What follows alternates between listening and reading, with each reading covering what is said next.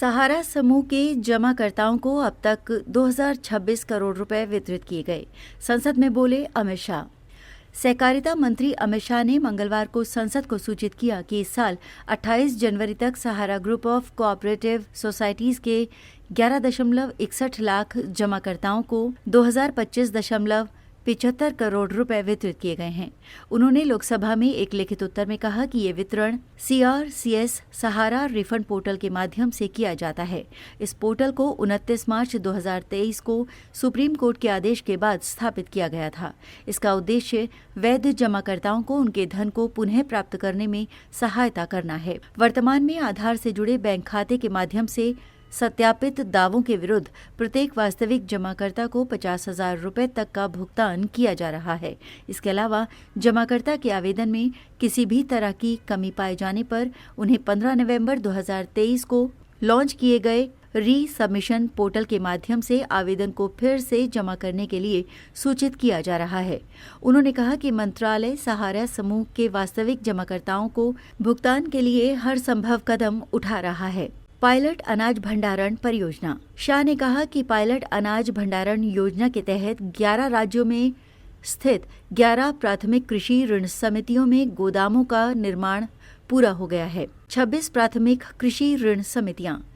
उन्होंने बताया कि तेल विपणन कंपनियों ने पेट्रोल और डीजल की खुदरा दुकानें खोलने के लिए 286 आवेदनों में से 26 प्राथमिक कृषि ऋण समितियों का चयन किया है। 34 करोड़ से ज्यादा मरीजों को परामर्श। केंद्रीय स्वास्थ्य मंत्री JP नड्डा ने राज्यसभा को बताया कि 2019 में लॉन्च होने के बाद से 2000 फरवरी 2025 तक ई-संजीवनी प्लेटफॉर्म के जरिए 34 करोड़ से ज्यादा मरीजों को परामर्श दिया गया है। उन्होंने एक साल के जवाब में कहा कि ई-संजीवनी प्लेटफॉर्म ने भौतिक स्वास्थ्य सुविधाओं पर बोझ कम करने में महत्वपूर्ण भूमिका निभाई है। भूमि अधिग्रहण बड़ी चुनौती। केंद्रीय नवीन और नवीकरण ऊर्जा राज्य मंत्री श्रीपद नाइक ने कहा कि देश में सौर पार्क विकसित करने के लिए बड़े भूखंडों का अधिग्रहण एक बड़ी चुनौती है। राज्यसभा में एक लिखित उत्तर में उन्होंने कहा कि 31 दिसंबर 2024 तक देश में 18 सौर पार्क विकसित किए जा चुके हैं। उन्होंने ये भी कहा कि प्रधानमंत्री सूर्य घर मुफ्त बिजली योजना के तहत कुल 8.86 लाख परिवार लाभान्वित हुए हैं। इस योजना का उद्देश्य छतों पर सौर ऊर्जा संयंत्र लगाने को बढ़ावा देना है। आयुष्मान वय वंदन कार्ड।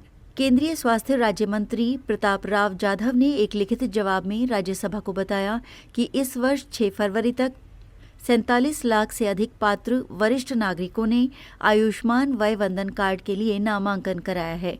उन्होंने कहा कि 28 जनवरी तक 70 वर्ष या इससे अधिक आयु के कम से कम 1.10 लाख वरिष्ठ नागरिकों को अस्पताल में भर्ती होने की सुविधा प्रदान की गई, जिस पर अनुमानित खर्च 202.96 करोड़ रुपए है।